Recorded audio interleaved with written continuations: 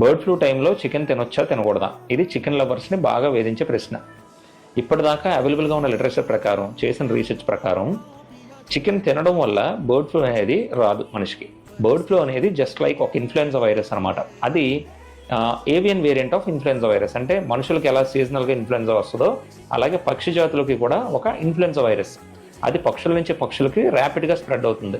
పర్టికులర్గా పౌల్ట్రీస్ అంటే కోళ్ళు అన్ని పక్కనే ఉంటాయి కాబట్టి ఆ వైరస్ బర్డ్ రెస్పిరేటరీ డ్రాప్లెట్స్ వల్ల కానీ ఒక పక్షి నుంచి ఒక పక్షికి స్ప్రెడ్ అవుతుంది.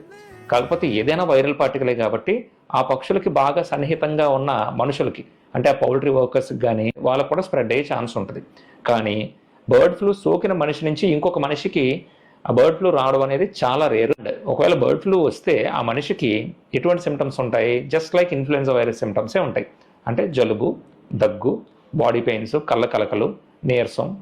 చిన్నపిల్లలు, బాగా ముసలి వాళ్ళకి ఈ బర్డ్ ఫ్లూ వల్ల న్యూమోనియా వరకు వెళ్ళే అవకాశం ఉంటుంది.